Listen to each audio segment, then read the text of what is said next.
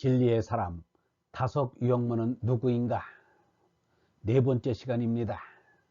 오늘은 씨알 농장에서의 3년, 씨알 농장에서의 3년이라는 제목으로 말씀드리겠습니다. 함석헌은 나에게 천안에서 농장을 시작했으니 빨리 오라는 편지를 여러 번 보내왔습니다. 나는 타고나기를 건강한 체격이 못 되어 일생 동안 체중 53kg을 넘긴 적이 없습니다. 농장을 하면서 함께 일하고 함께 공부하자고 약속한 바 있으나 내가 과연 농장 일을 하면서 집단 생활을 견뎌낼 수 있을까 걱정스러웠습니다. 그래서 천안으로 가는 것을 망설이고 있는데 함석헌으로부터 빨리 안 온다며 나무라는 글이 왔습니다. 과수원에 똥거름을 주어야 하는데 천안 시내에 가서 똥 펄 사람은 박용호밖에 없다고 하였습니다. 이 말은 듣기에 따라 언짢게 들릴 수도 있고 좋게 들릴 수도 있는 말입니다. 세상에서는 똥 푸는 일이 결코 영광스러운 일이라고 할 수는 없을 것입니다. 그러나 그 말에는 나를 그만큼 믿는다는 뜻이 들어있으므로 나에게는 언짢게 들리지 않았습니다. 믿는 사이에는 돌을 줘도 떡이 되고 뱀을 줘도 생선이 되지만 못 믿는 사이에는 떡을 줘도 돌이 되고 생선을 줘도 뱀이 됩니다.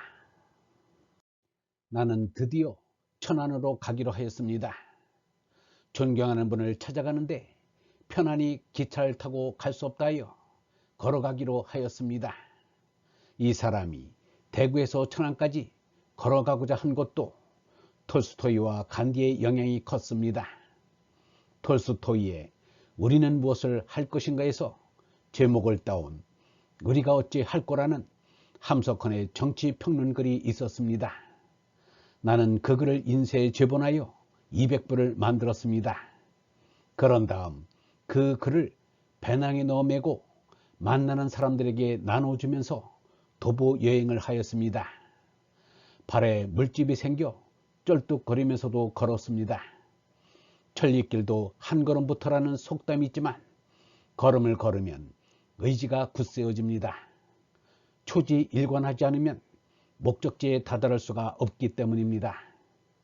길 걸으며 임 그리고 임 그리며 길 걸어가는 것이 인생의 길이기도 합니다. 나는 김삿갓처럼 동가식 서가숙하면서 8일 만에 천안 씨알 농장에 도착하였습니다. 그때 먹여주고 재워주고 빨래까지 해주던 여러 선인들에게 늘 고맙게 생각하고 있습니다. 그때 만난 분들 가운데 많은 분들은 이미 세상을 떠났겠지만 내 나이 비슷한 분들은 아직도 생존해 계실 것입니다. 나는 그분들이 은혜에 감사하는 뜻으로 선한 사마리아인이 되려고 항상 마음을 기울입니다. 이제는 이름은 물론 얼굴도 잊은 그분들에게 보온하는 유일한 방법이기 때문입니다. 함석헌에게 박용호가 천안 사람 똥 풀어 왔습니다 라고 인사를 하자 반갑게 맞아주었습니다. 이미 나 말고도 5, 6명의 젊은이들이 와 있었습니다. 염낙주는 농장에 있다가 집으로 갔는데 내가 왔다는 소식을 듣고 나를 보러 왔습니다. 이곳에 왔으니 사랑의 말뚝을 하나 받고 떠나시오 라고 부탁하였습니다. 홍명순, 김종태가 먼저 와 있었고 오두용, 권술용, 안부근 등이 함께 있었습니다. 농장 생활은 새벽 5시에 기상 종소리와 더불어 시작되었습니다. 종은 주로 함석헌이 직접 쳤습니다. 강당에 모여서 예배 보는 것이 첫 일과였습니다. 물론 세수와 냉수마찰을 먼저 하였습니다. 유영모는 예배의식을 하지 않았지만 함석헌은 예배의식을 가졌습니다. 집단 생활을 위한 것인지 늘 그러한 것인지는 모릅니다. 찬송을 부르고 성경을 읽고 기도를 하고 성경 공부를 하였습니다. 우리들에게도 차례대로 공기도를 시키기도 하였습니다. 그 전에 무엇을 배웠는지 모르지만 내가 가고서 구약 창세기 1장부터 하루 1장씩 읽고 풀이를 하였습니다. 그리고 소학을 상학원 배웠고 그 다음에는 고문진보를 배웠습니다. 나는 농장에 비치해놓은 우찌문화 전집 등 독서에 힘썼습니다. 1만 평이 되는 농장의 일은 끝이 없었습니다. 함석헌의 말대로 새벽 예배를 마친 뒤에는 똥마차를 몰고 천안 시내에 들어가 똥을 퍼왔습니다. 돌아올 때쯤이면 학교에 가는 학생, 출근하는 사람들을 만나게 되는데 모두가 코를 쥐고 달아났습니다. 어떤 때는 내가 왜 여기 와서 이 고생을 하고 있는가라는 생각이 들어 두 볼에 눈물이 주르륵 흘러내렸습니다. 톨스토이는 귀족의 때를 벗고 농민이 되고자 애를 썼으며 쟁기질을 하다가 크게 다치기도 하였습니다. 어느 날 아침에 톨스토이가 자기 집 뒷간의 똥을 손수 펐습니다. 아무리 조심스럽게 하여도 똥물이 몸이며 옷에 튀게 마련인데 가족들은 톨스토이한테서 나는 구린내 때문에 아침 식사를 하지 못하고 말았습니다. 톨스토이는 일꾼들이 남이 눈 똥을 치우기에 얼마나 어려웠겠는가. 자기가 눈 똥은 자기가 치우는 것이 원칙이다 라는 생각으로 똥 푸기를 손수하였습니다. 그러나 가족들은 자신들은 똥을 누지 않고 사는 사람처럼 철없이 굴었던 것입니다. 천안에서 3년 동안 똥 푸는 일을 하고 내가 깨달음을 얻은 것이 있습니다. 나보다 못한 사람도 없고 나보다 나은 사람도 없다는 평등심을 얻은 것입니다. 세상에서 아무리 미천한 일을 하는 사람도 아무리 고귀한 일을 하는 사람도 나와 똑같아 보이게 되었습니다. 다시 말하면 나보다 못하면 남을 업신여기고 나보다 나으면 치사하는 마음이 온전히 없어진 것입니다. 이것은 짐승인 죄나가 죽어버린 결과였습니다.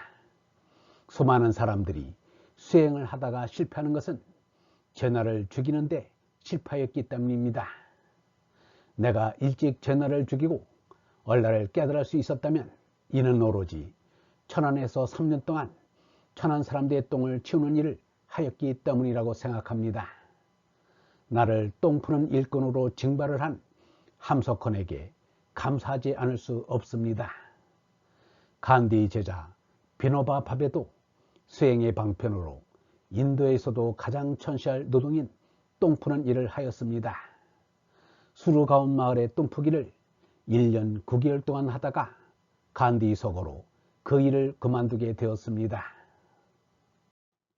노자의 화강동지는 여러 가지로 풀이할 수 있습니다.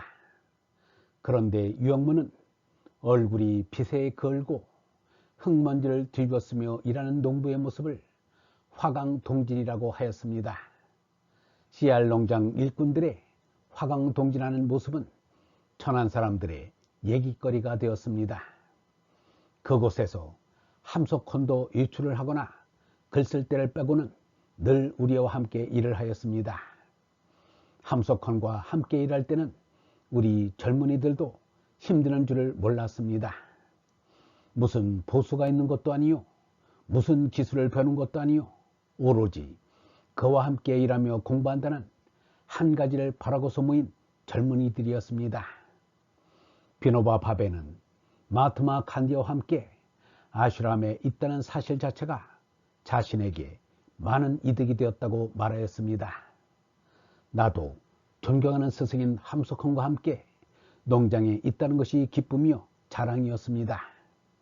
씨알 농장이라는 씨알은 유영모가 민을 가리키는 말로 쓴 것입니다.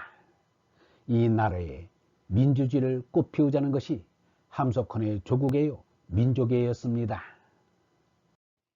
하루는 함석헌, 김병태 등 6사람이 함께 고구마 밭에서 김을 메고 있었습니다. 천안 농장에서는 작은 밀개 모양을 한 북한식 호미를 썼습니다. 그 호미는 반 서서 김을 맬 수 있어 김 매는 속도도 매우 빨랐습니다. 그런데 갑자기 서쪽 하늘이 어두워지며 소나기 구름이 모여들었습니다. 곧 소나기가 한 차례 퍼볼 것 같았습니다. 그런데 우리는 김매던 일항이 조금 남아 있어서 소나기가 곧 들어오더라도 매던 일항은 마치고 싶었습니다. 그래서 6사람은 더욱 열심히 후미질을 하였습니다. 누구 한 사람 말하는 이도 없었습니다. 일이 바쁜데 이야기할 여유가 없었습니다. 그때 함석헌의 목소리가 들렸습니다. 이 후미 소리야말로 음악이잖아. 얼마나 멋진 느낌이요 표현인가. 그때 함석헌은 사상기 잡지를 통하여 온 나라의 지성인들을 감동시키는 이 나라 지성의 대표요 이승만 정권의 탐관 오리들을 벌벌 떨게 하는 양심의 상징이었습니다. 그런 함석헌이 평소에는 뜻있는 젊은이들과 같이 이마에 땀을 흘리며 일하고 실참이면 그들에게 고전을 가르쳤습니다.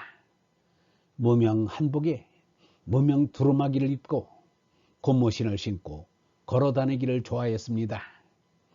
하루 한 끼니 식사를 하면서 젊은이 못지않은 원기를 지니고 있었습니다. 얼마나 겸손한지 어린이들에게도 함부로 말을 놓지 않았습니다. 야스나야 폴리아나의 톨스토이, 아슈람의 간디, 랑바레네의 슈바이처에 비교도 전혀 손색이 없는 성자의 모습이었습니다. 그런 함석헌과 함께하니 괴로움도 즐거움이었습니다. 그런데 나중에야 함석헌에게 숨겨진 큰 실덕이 있다는 사실을 알게 되었습니다. 등잔 밑이 어둡다고 한 솥에 밥을 먹고 있는 우리만 몰랐다는 것을 뒤늦게 알게 되었습니다. 나에게는 하늘이 무너지는 놀라움이요 절망이 아닐 수 없었습니다. 나는 도저히 믿을 수가 없어서 함석헌에게 직접 확인하기로 하였습니다. 나는 무슨 소리야? 그런 일은 없다 라는 대답을 들을 것을 믿고 있었습니다. 그러나 천만 뜻밖에도 사실이라고 신하는 것이 아닌가. 함석헌은 내게 이렇게 말하였습니다. 내가 젊어서 친척인 고모 이모들에게까지도 내 일을 할 정도로 수줍음이 많았는데 늦게 내가 잘못되었다. 따르는 여자들을 가까이 하다 보니 결국 아래로 빠지더라. 너는 나처럼 되지 말고 인도의 비노바 바베처럼 살아라 라고 하였습니다. 나는 더 이상 농장에 머무를 이유가 없었습니다. 내가 선생님 곁을 떠나야겠다고 하니 함석헌의 말이 탕자의 형이 아버지 집에 있는 것이 잘하는 일만은 아니고 탕자가 아버지 집을 떠난 것이 잘못은 아니다. 탕자의 잘못은 아버지 집을 떠난 데 있는 것이 아니라 때가 아닌데 떠난 것이라고 말하였습니다. 전 같으면 누가복음 15장에 나오는 예수가 말한 탕자 비유의 새로운 해석으로 받아들여 그 기발한 지혜에 감탄을 금하지 못하였을 것입니다. 그러나 이미 스승과 제자 사이의 신뢰에 금이 가버려 궤변으로밖에 들리지 않았습니다. 사람이 짐승이 수성으로 사는 전하에서 하느님의 영성인 얼라로 손날 때부터 이중성에서 오는 갈등은 자연스러운 일입니다. 짐승으로만 산다면 갈등도 고뇌도 없습니다. 그러나 40살이 되면 깨달은 얼라로 제나의 수성이 온전히 다스려집니다. 예수가 이르기를 아버지께서는 아들에게 모든 사람을 다스릴 권한을 주셨고 따라서 아들은 아버지께서 맡겨주신 모든 사람들에게 영원한 생명을 주게 되었습니다 라고 하였습니다. 모든 사람의 수성을 다스릴 권능을 아들인 얼라가 가졌다는 것입니다. 얼라를 바로 깨달았다면 탐진치의 수성이 날뛰지 못하였을 것입니다. 함석헌은 유영모의 가르침을 받아온 이입니다. 그러나 얼라는 스승이 줄 수 있는 것이 아니고 스스로 깨달아야 합니다. 그 일은 예수도 못하였고 석가도 못하였습니다. 이제 생각하면 함석헌의 깨달음에 미진함이 있었다는 결론을 내리지 않을 수 없습니다. 그런 생각을 하면서 함석헌의 저서를 읽어보면 얼라에 대한 분명한 말이 없는 것을 알게 됩니다. 마하트마 간디 측근에도 따르는 여자들이 여럿 있었습니다. 스레이드라는 처녀는 간디의 곁을 떠나면서 간디의 건강을 염려한 나머지 자기 자신이 여러 차례 병이 날 정도였습니다. 간디도 자신있게 말하기를 여성을 멀리하지 않더라도 애육의 감정을 자기 뜻대로 다스릴 수 있다는 것을 증명하기 위하여 나는 일부러 여성을 가까이 한다라는 말을 하였습니다. 그렇게 자신하던 간디에게 애육의 꿈 사건이 일어났습니다. 1936년 간디가 67살 때의 일입니다. 여러 날 동안 여성이 그리워 못 견딜 정도로 성욕에 시달렸다는 것입니다. 간디는 그때부터 6주 동안 침묵의 고행을 하였으며 여성의 몸에 손을 대지 않기로 하였습니다. 그 전에는 여성들이 간디 손에 입 맞추는 것을 허락하였으며 여성들의 볼을 만져주기도 하였습니다. 함석헌도 간디의 애육의 꿈 정도의 사건으로 자제할 수 있었다면 얼마나 좋았을까 하는 안타까운 마음이 듭니다. 나는 주식을 사본 적이 없습니다. 주식을 사는 이들은 전망이 좋은 회사가 발행한 우량주를 사려고 합니다. 장래성이 없는 주를 사면 나중에 손해를 봅니다. 사람의 마음이란 미천입니다. 그 미천으로 누구에게 투자하느냐에 따라 나중에 이익을 남기기도 하고 손해를 보기도 합니다. 나는 함석헌을 장래성이 있는 우량주로 알고 내 젊은 삶을 아낌없이 투자하였습니다. 그러나 실망하였습니다. 하지만 소중한 타산 주석의 가르침을 얻었습니다. 내가 어서 자라 하느님께 직접 투자하는 것이 가장 이상적입니다. 예수 석가는 직접 하느님께 투자한 사람들입니다. 그러나 그들도 젊었을 때는 스승을 찾아다닌 적이 있습니다. 하느님께로 가는 길은 반드시 어부에서 스승님에게로, 스승님에서 하느님께로 오르게 되어 있습니다. 20살이 되어서 어버이를 떠날 줄 모르면 미련해지고 40살이 되어서 스승을 떠날 줄 모르면 어리석어집니다. 정신적으로 스스로 설 줄 알아야 한다는 말입니다. 얼번 여러분, 우리가 정신적으로 성장하려면 스승이 반드시 필요합니다. 그러나 스승이 모든 것을 다 해결해 주지는 못합니다. 얼라는 스승이 주는 것이 아니라 스스로 깨달아 간직하는 것입니다. 늙어서도 스승을 잊을 수는 없지만 스승에게서 하느님으로 오르지 못하면 아직 미성년입니다. 얼라로 독립하는 것이 진정 스승과 같아지는 것입니다. 영성신학원 다석 아카데미의 하늘소리였습니다.